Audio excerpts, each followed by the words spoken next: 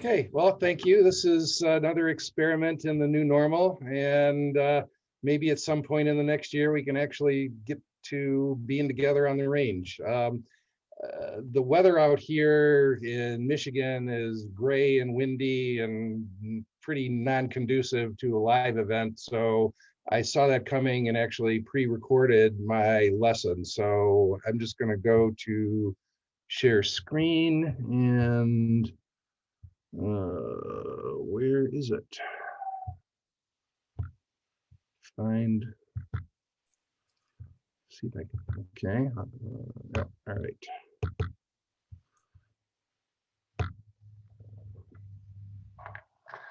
What we are going to be demonstrating here, which is a style that I've developed over 25 plus years of shooting on the Penzic Archery Champions team, and how I try to contribute to our kingdom. What I shoot is a hybrid style weapon.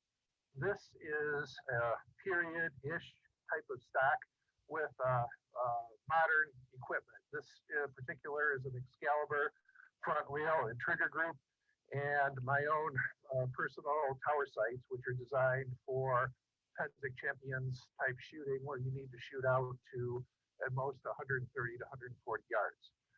What you see here, first of all, this is a big weapon. It's heavy. Its name is the Beast because that's usually what people call it when they pick it up. And the bolts that it shoots are basically full-length arrows. These are 29-inch bolts. And what you're going to see is that with these bolts, you really need to actually look at spine weight, look at overall bolt weight. Let me move in a little closer here and show you. I shoot a 3-fletch 4-inch parabolic, and these are regular index type nocks with the forks cut off.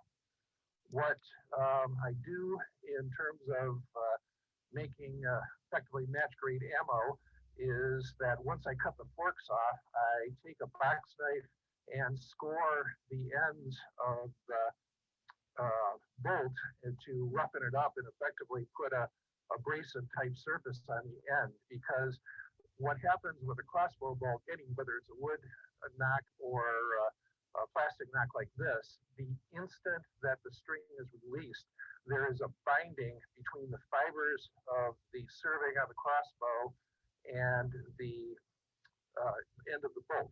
So the rougher the surface that you have for that instant of binding, the less likely it is that the string is going to skip and create a misfire, which is generally a bad day.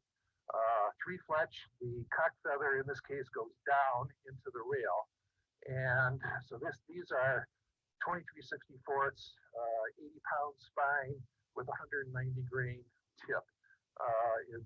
The reason for that is for basically balance at the 40% point forward. So as you develop your own personal shooting style, you need to sort of look at how does this work with your particular weapon and how does that work out. Generally, more tip heavy is better with the crossbow. The weapon is 90-pound prod and about a 13-inch power stroke. So because of the long power stroke, this is a very fast weapon. Shoots a 650 grain bolt about 200 feet per second.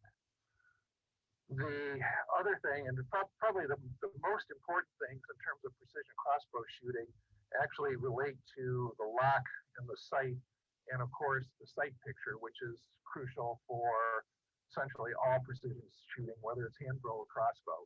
And so what you see on this is that the lock is coming down from the top.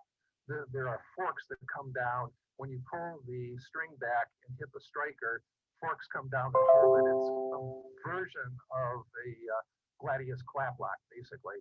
But because it holds it down from the top, when the string releases, it doesn't create that roll-up type and create more of a chance of a misfire. Also, you'll notice there's a very long bolt retention spring. That also helps in maintaining the accuracy and the ability to hold the bolt to the string for the milliseconds it takes to really create the velocity of the flight without a chance for the string skipping over the bolt and creating a misfire. The main thing that you need to do in terms of the manual arms for any type of crossbow shooting, whether it's a period crossbow or a modern open class type like this, is first of all, repeatability. You have to do everything the same every single time. That's fundamental to most good archery, but it's particularly important for crossbow because of the nature of the weapon. And the main thing is that you have to cock it in a manner that centers the string into the lock. What I do in a standing style is that I eliminate arms from the equation. You find a number of crossbow shooters that, particularly heavy weapons fighters with, big beefy arms and brass hats, that have the ability to actually cock the whole crossbow with their elbows.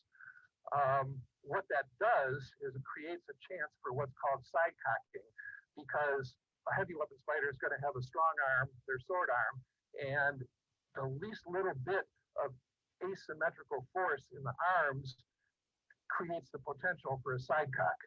So what I do is take that out of the equation by using the arms as tension members. So you hook on, and most critically, you put your hooks right on the rail. So you hook in with 3 fingers on each side, your index fingers are touching the rail, and then you keep your arms straight and you stand up. You're using your back muscles and your leg and butt muscles to be able to cock the weapon, and not having arms get into the equation. This works for standing style. It doesn't really work that well for sitting style because of the different dynamics of that. I'm too old to really be flexible enough to be getting up and down from the ground a lot. And so for me, standing style is more preferable. You will next hear from Forster Robert Thorn, who shoots the sitting style, and you'll be able to see how he does it, which is different in a lot of ways. So what I do, just like with any weapon, trigger discipline is key. So once you have a weapon cocked, you keep your index finger forward off the trigger because you don't want anything bad to happen there. You pull your bolt, hold the bolt forward of the fletches, you rotate it to the cock feather down, you put the bolt into the weapon, slide it back with your thumb, you hear a solid click. The next thing that happens is lining up for the shot. So what I'm doing is I'm keeping my control hand, my right hand, the driving hand. The left hand is a support hand, driving and aiming hand.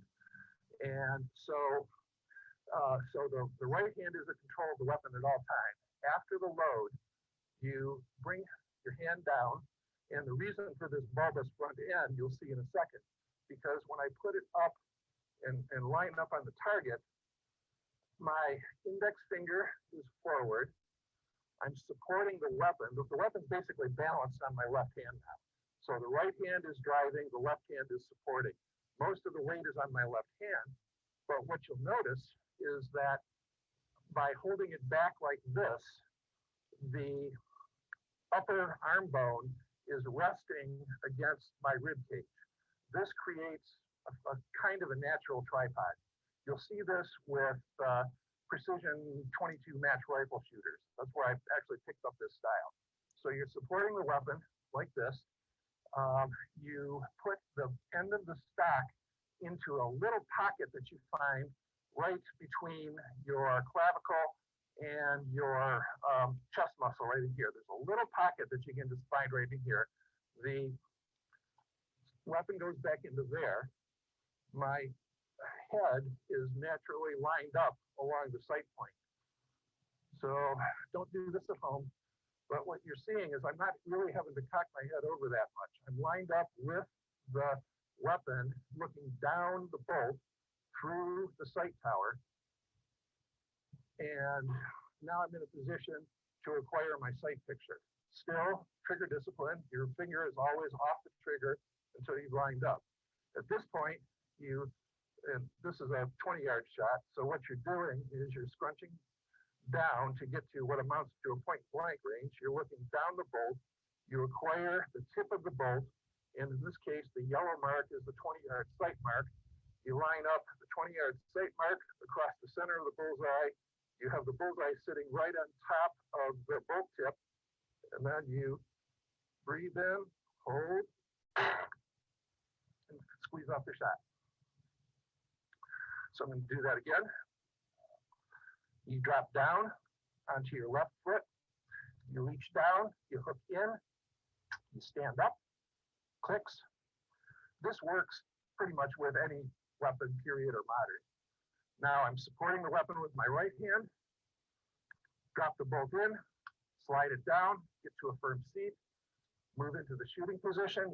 I don't know if you can, you probably can't see into that, but I've got my rear foot parallel to the shooting line. My front foot is forward.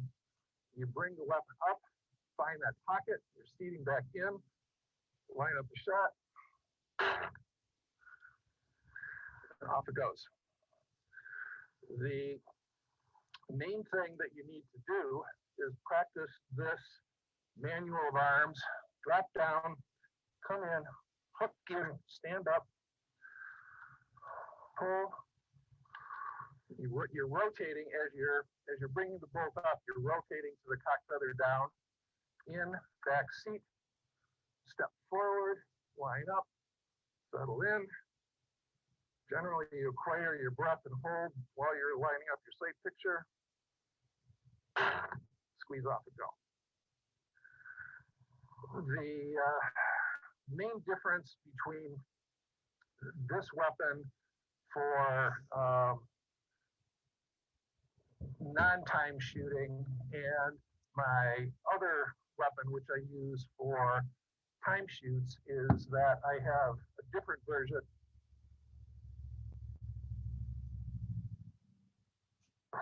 It is lighter and predominantly shorter. The shorter stroke, this is also about the same prod weight. This is about 100-pound prod weight, but it's a 2-inch to a 3-inch shorter stroke. So it's faster. The stock is also smaller and lighter and more maneuverable. So this works better for a speed round, whereas the other weapon is primarily for untimed rounds. And depending on what's going on, I can switch back and forth between one weapon and another. By the way, there's nothing in the SCA archery rules that prohibits using more than one style of weapon or combining handbow and crossbow into a single event. Some individual shoot rules will say one weapon, one shoot, but predominantly what I focus on is competitive shooting for Penn State champions. And you'll often find that the top shooters actually will carry both a handbow and a crossbow and will switch back and forth depending on the nature of the individual shoot, mostly in the 10-station walkthrough. In a roving course, some particular individual stations will favor a handbow or a crossbow, and you'll find that a lot of the higher level shooters, SCA wide, actually are good at both. There is nothing wrong with being able to have more than one weapon and being able to master more than one weapon. I would encourage everybody to think about that. Now, the other thing you'll notice is that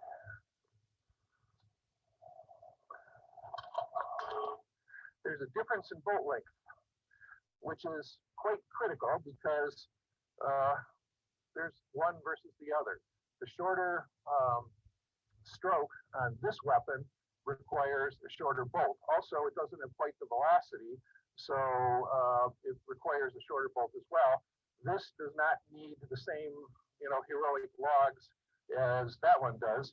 And so these are regular 11/32 and 145 grain tip as opposed to 190 grain tip on these. And so for a speed round, I do things a little bit different. I put the bolts in the ground. So I actually haven't shot in 6 months. COVID tends to do different things to different people. In my case, I've been really just wrapped around my axle on mundane work, so I have not shot at all. At best, I can get off 6 rounds in 30 seconds. One of the principal advantages of a sitting style is that you can get one more shot off in 30 seconds. You'll see that in the next segment from Forster Robert Thorn. What I do for a speed round is drop the quiver, get everything out of the way, and I will set up the bolts in the ground like this.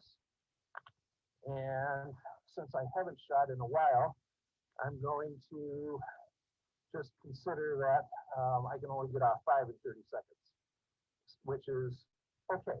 Now, if you can get off 5 in 30 seconds, you're generally going to be able to achieve dragon level work at some period of time. So what you see is that if the shooting line is right here, the bolts are all in front of me. All of the cock feathers are facing in the direction of my hand. And so when you get the ready call, you cock the first one, line up. The first shot, with any timed round, the first shot is essentially free. And so what you'll see is that you go 5, 4, 3, 2, 1, loose, down, cock, up.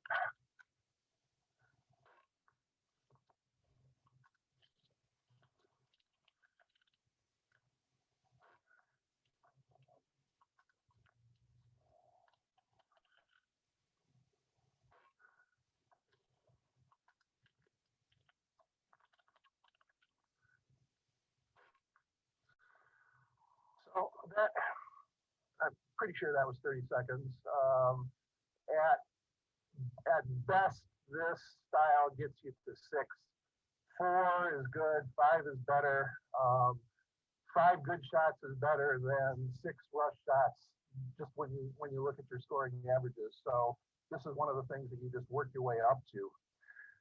The other thing that is interesting in terms of the sight picture, and I don't know if I'm going to be able to get this with a camera. The human eye is such a better instrument than any camera, so I don't know that you're going to actually be able to see this. But the sight picture, let me try this. Well, try this way. Let's try to be a little more safe. Okay, so this is effectively a loaded weapon. And okay, so if you're, see if I can get this, probably isn't going to work really well. This might be better to do a drawing, but what you're going to see is your eye focus, this line, the 20-yard line, is always going to be blurred. The tip of the bolt, which is, well, maybe you can see it. Okay, so what you're doing is you're looking down the aperture. You see the tip of the bolt here. And okay, so just lined up. Really hard to do. Okay, so what you see is the tip of the bolt. What you would normally see in a sight picture is the gold dot of the bullseye sitting right on top of the bolt. You'll see about that much of the bolt, and then you'll see a very blurry yellow or red line for the particular yardage. This one goes up to 20, 40, 60, 80, 100, 120. 120 is the top of the tower on this particular site. And so for indoor, or for royal rounds, you really only need this much. So I also have a lower height sight with a wider aperture that makes it easier to see what's going on here. When you look through this, yeah, so when you're looking through this, what you actually see through this little slot, you see the entire target and the entire butt. So what I see at 20 yards is about 4 feet wide. And because of the nature of the human eye, when you're focusing at the target, this is always going to be blurred. So you basically put the center of the blurred yardage mark across the center of what you're shooting, and you put the place you're shooting at sitting right on top of the bolt end. That gives you effectively a cupping effect that the target is sitting here, the sight line is crossing the center of it, and that becomes a repeatable picture no matter where you are shooting at. With this kind of a system, every yardage is known. It takes a while to actually get it all sighted in and really know what's going on. It also makes a huge difference that you have consistent ammo, because if your bolt's way different, they're going to have a different trajectory. So you should have your bolts within ideally 10 grains of matched weight, and they have to be exactly the same length. If your bolt is longer, then that's changing the sight picture. So a bolt here versus a bolt here means that the target tip is different relation to the ballistics of the cast. So everything needs to be exactly the same. That's why I call this precision shooting. You need to be able to have a repeatable system that you know is going to work.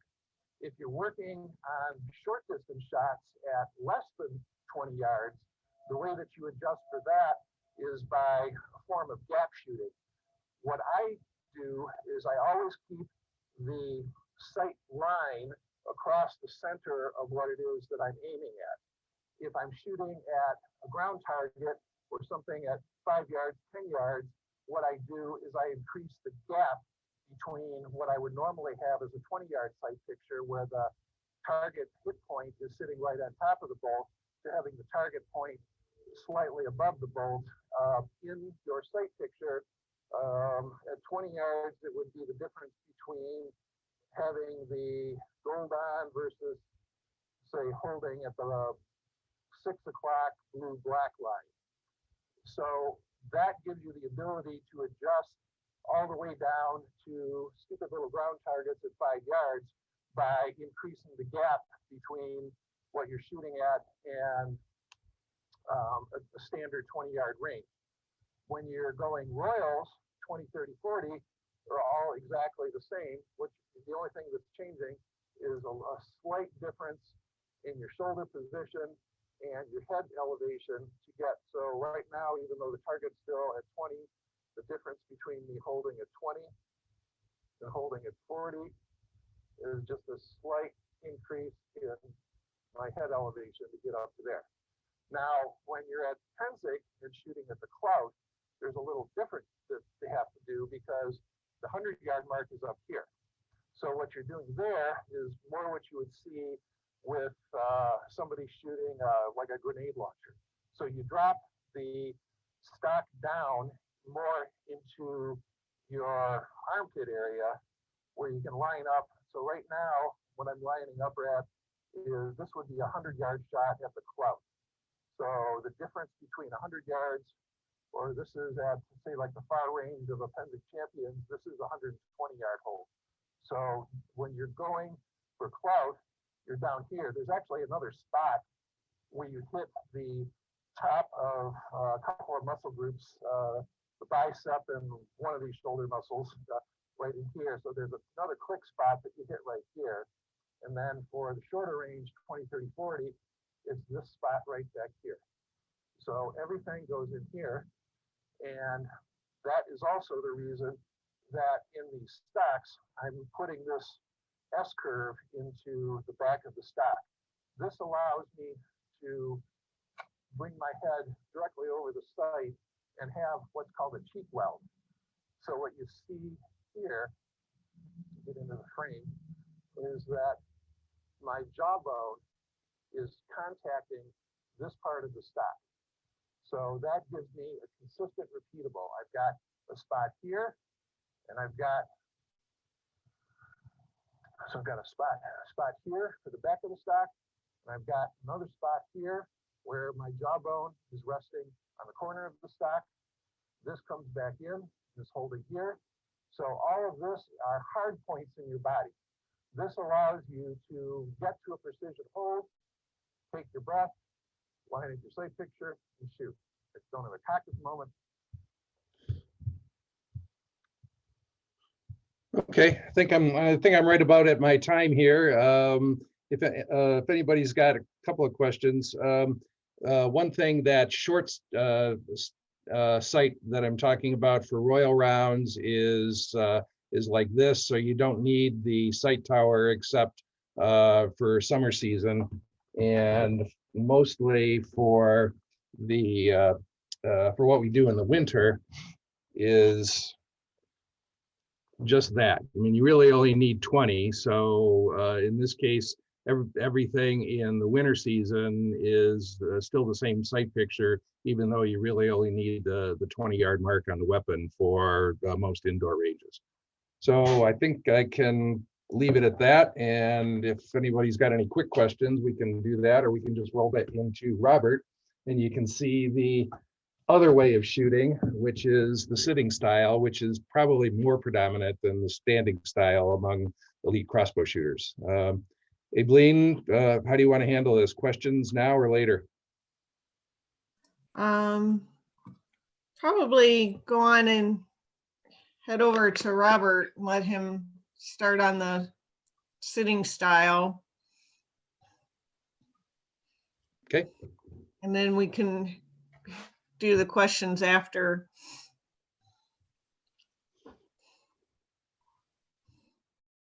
And I'll let people can type in the questions in the chat as well.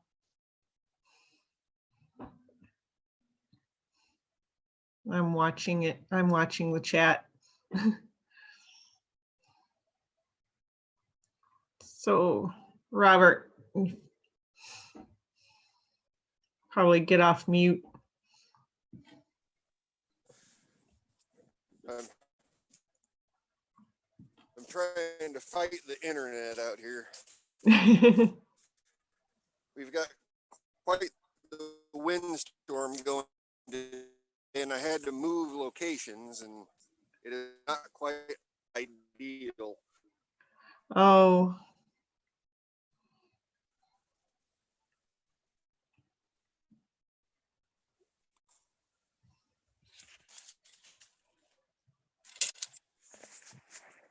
Okay. For those who don't know, my name is Robert Thorn, and I shoot a crossbow. Some people say very good. I think I'm just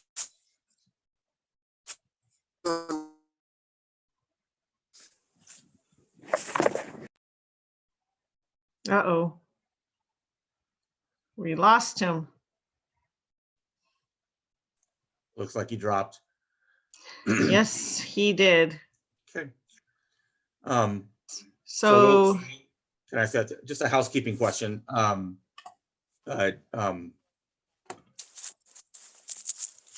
I think I'm pronouncing that right. If you could send me the URL for your video, then I can just edit that directly in to the when we do this later, and I'll cut this part out, this little discussion here.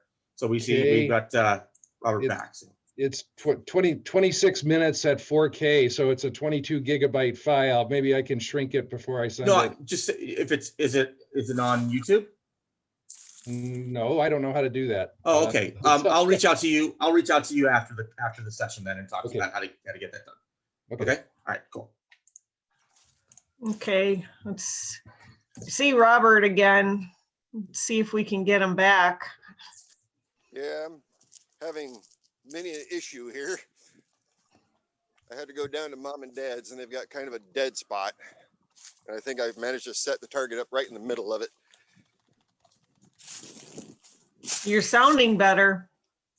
Okay. That's This is why I wanted to try to get this Uh-oh. recorded. It never happened.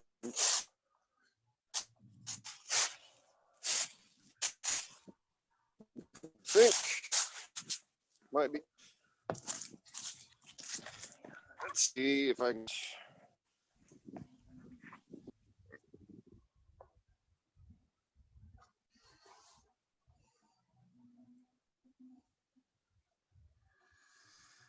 We lost him again.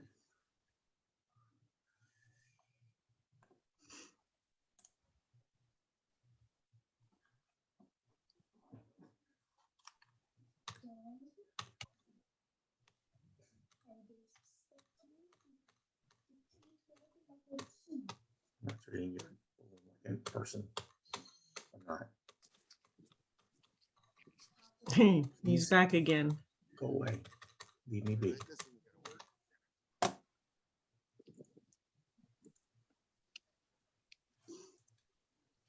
Moving to location.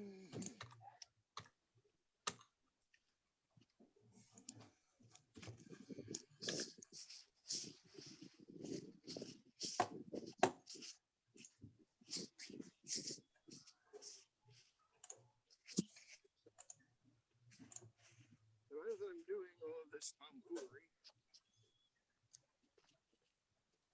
one of the main reasons I shoot sitting versus standing is between stability of holding the target, or the crossbow rather, and really speed rounds.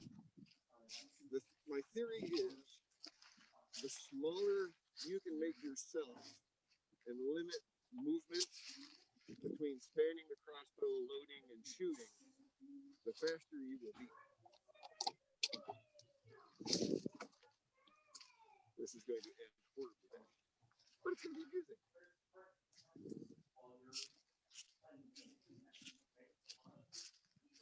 Okay.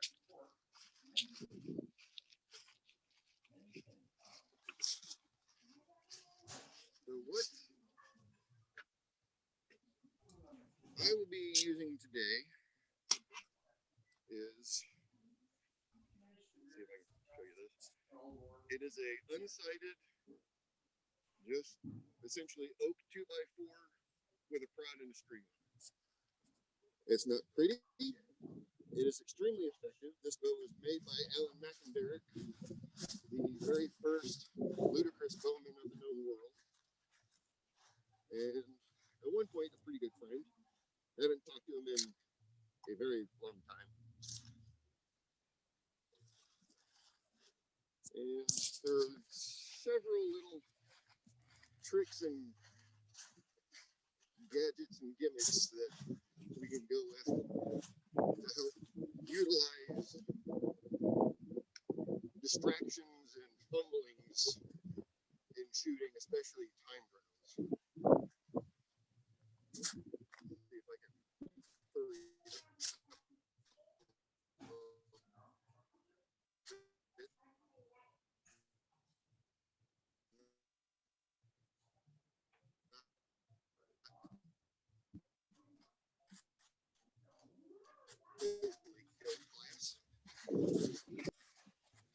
If we can hear the wind in the video, this is actually cold for what's going on because my parents live in a hole in a hill. At my house, I think we had sustaining 40-mile-an-hour winds with 60-mile-an-hour gusts. It was less than optimal.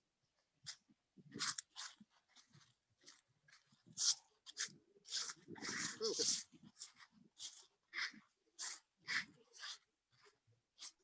So, I think I'm slightly ready. One of the first things I like to kind of do, just setting myself up when I'm getting ready to shoot, is I have what I lovingly refer to as the sofa. It is just a piece of fabric On the back end of it is actually a waterproof vinyl layer. And I will use this as a shooting mat. And what this does is, not only helps keep me dry while I'm shooting if the grass is a little wet and dewy, but it also gives me a spot that if we look, if this is a normal SEA event, all this grass is just going to be right in my hands when I'm trying to load up my arrows. And I'm going to be fumbling through all of that. So what this mat will do is it'll actually give me a spot to put bolts that I don't have any of that distraction and obstructions to grab. And I can focus more on shooting and not fumbling around with what I'm trying to grab. Another odd little trick that I've actually learned through own trial and error. If I'm just kind of at home practicing, or if I know I'm going to be somewhere, this is actually a cresting jig rack to put arrows on while they dry. If you have one of these and you bring it with you, you can actually lay it down, and that'll help kick the back end of the bolts up and kind of raise them up towards your hand a little bit and make it a little bit even faster to grab bolts and shoot with that. If you're a normal person and you don't have one of these, what you can actually do, which simulates about the same thing, is you just take an extra bolt or arrow and you can do the same thing with it.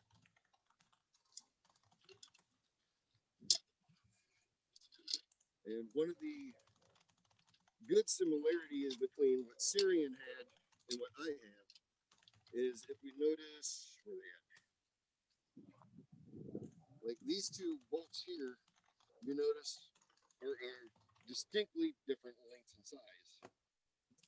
I am not shooting with a sight, so everything I use is pretty much, I just am aiming off of the actual tip of the bolt.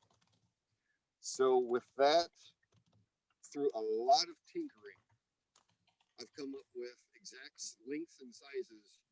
What is dead on at 20 yards? What is dead on at 30? What's dead on at 40? Just like Cirion mentioned, that there's nothing saying you can't use multiple bows in a shoot. There's nothing saying you can't use multiple lengths of arrows or bolts in a shoot. If you're shooting a royal round and you know the arrows and bolts I use at 20 are a little heavy and long to make it all the way to 40, you can lighten those up and shorten them, and it'll actually increase your accuracy and productivity in further distances. The reason these bolts, they're not as long as Cirion's. I only shoot 21 and a half, but my long ones I use, I think they're 23 inches. And those are essentially for anything under 20 yards, because I can't aim that. I'm aiming at dirt. Now for the actual fun part of the shooting. I get my pants out here. The way, see if we can get a good shot here. The way I will sit and shoot is, I'm right-handed. My crossbow is set up to shoot right-handed. If we look,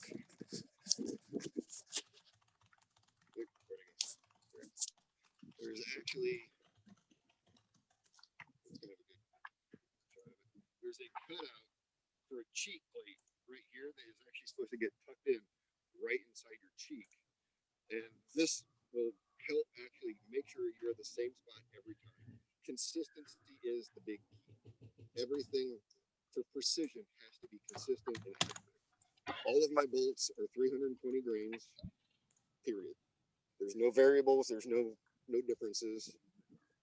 If I come up with shafting that is a little bit light on one end, I actually have a jig where I can drill out a little bit and insert weights into the front or back. Usually the front, because it's going to be covered up by the tip, and you want a little bit more front end weight to help the bolt get down range. But they are all exactly 320 grains.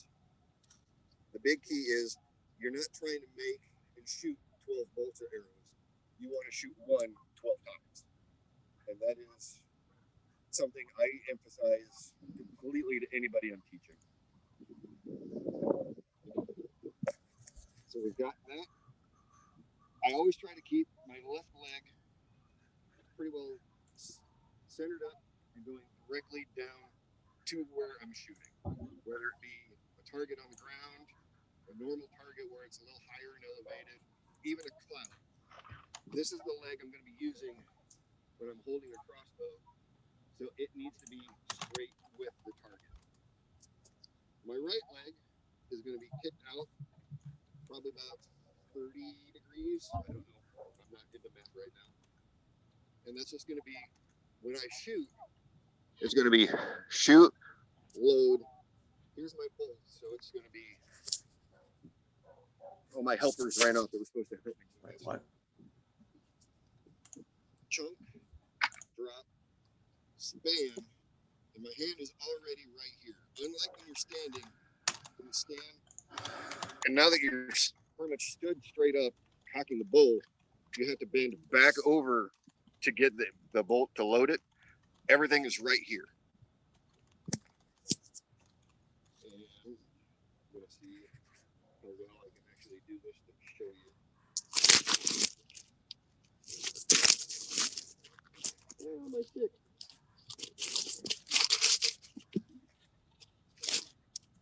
For those of you who will be tuning in later, I have more classes. I promise it'll be better. It can't get any worse.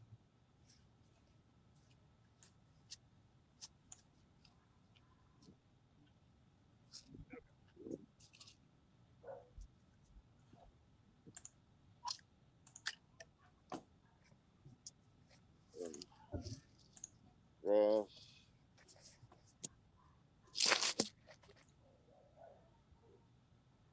Okay. So I'm seated. I'm ready. Just as Cirion said, spanning the bow is important. I will put all of my knuckles and everything as close to the stock as I possibly can. And when you're seated, the nice advantage is you're not using just your arms. You get your back into it also. And that really helps. It makes everything a little bit easier and lighter. 3 Fletcher bolts, better stability. I find them fly better myself. I know a lot of people prefer using 2 bolts, which is fine. I know a lot of people that work with them. Charlie, let the dog in, please. It's a preference thing, and that's just what. So now that I'm loaded and ready, if you notice, I am creating a tripod right now, and this is pretty much going nowhere I don't want it. Same thing. Put the stock up to your cheek, and because I don't have a tower to worry about where I'm aiming, I can actually sight in a lot faster. But it's still, you got to know where everything shoots. Originally, I was at 20 yards when I have set everything up, knowing that I shoot these bolts dead on a 20. If you can kind of see at the one at the very top of the target, that immediately tells me I'm about 10, 12 yards away, not 20. Ah, where'd it go? The biggest thing is you have to know your equipment. And once you do, it's pretty forgiving to do stuff. I'm also in Cirion's boat where I haven't shot in 6 months, so it's a little rough. Have you noticed already how much faster this method of shooting is versus standing? Everything is just compact, boom, boom. The motions are limited, and it's just all just right here in one happy little package to work on. Let's see. Yep. And this is a great example of why for speed rounds and everything, the big precision shooters will have different lengths of bolts. The last two I shot were the long ones for close range, which I should have been using for where I was shooting. And this would be why. The first ones I shot, they're short, they're made for 20 yards, they shoot high. The second ones I shot, made for close, first one, second one. And this is just pretty much just doing them downrange, just to kind of give you guys the mechanics of what everything will look like when you're doing it.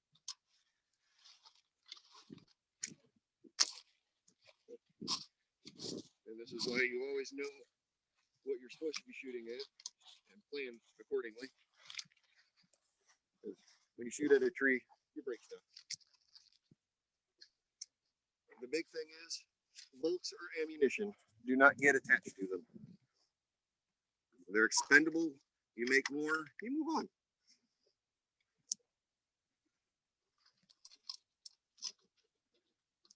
The actual shooting is pretty similar. Standing, sitting, kneeling on a stool. You want to have a good anchor and make sure everything is tucked in, tight, consistent. I suffer from, I can't function without coffee, but I am also very aware of the effects caffeine has on shooting. So that is actually something I have to plan on and factor in on stuff because, well, coffee gets me a little jittery and nervous. Okay. So the second, got about 9 minutes, so that works. The second thing I'm going to kind of work on is doing a timed round, and we'll see. I got the same kind of leg set up. It'll be the same thing, knock fan. We notice I'm kicking the back end of the bolts up, so they're a little bit easier to grab a hold of, and I'm not fumbling around as much. That works.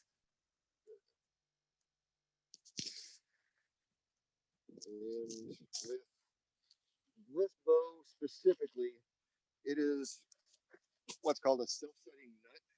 It's actually a period Portuguese style, but the nut only goes so far. It doesn't make a full circle like normal horn nuts do. There's a big weight at the bottom, and the way it's carved out, it only goes so far, and you notice that's just a little bit further than where the string needs to go to actually get released.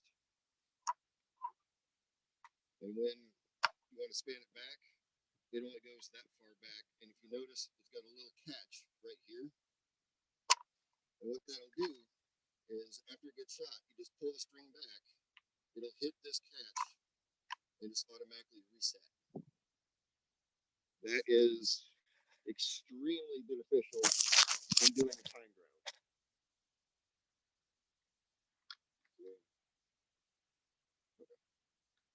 And kind of the same thing, I've lost all my helpers, so I know how many I should be able to shoot in 30, so we're just going to spitball it and try for that. One of the big things on a timed round, you don't have to wait for the full word to come out before you shoot. As soon as that marshal goes 5, 4, 3, 2, 1, shoot. As soon as that comes out, you should have an arrow flying downrange. And same thing when they do the countdown to stop. 5, 4, 3, 2, 1, stop. You have all the way up until the P to get that arrow off. If you hit 3 and you're like the 3 and 2 area, you still have enough time you could potentially get another bolt off downrange. And that is one of the biggest things, that hesitant motion at the beginning of the shoot and that kind of stopping early at the end. But we're gonna hopefully my battery is getting zapped off there, so we're gonna make this quick. We'll go 5, 4, 3, 2, 1, shoot.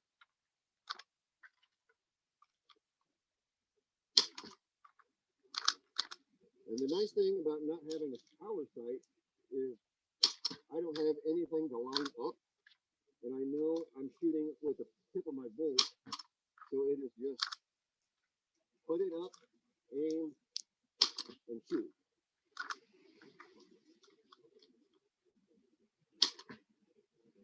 Not my best, but that is essentially the big difference between a non-sighted and sighted crossbow. You will get better accuracy and scores on the static rounds with a power sight or any sight really. But when I'm doing a timed round, having no sight to worry about really does make a difference. And if it were at an actual 20 yards, I probably would have been pretty happy with that.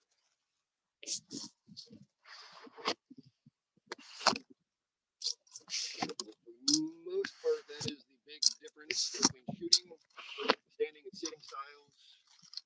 I really do wish everything worked out a little bit better for me here to not have to rush this as much.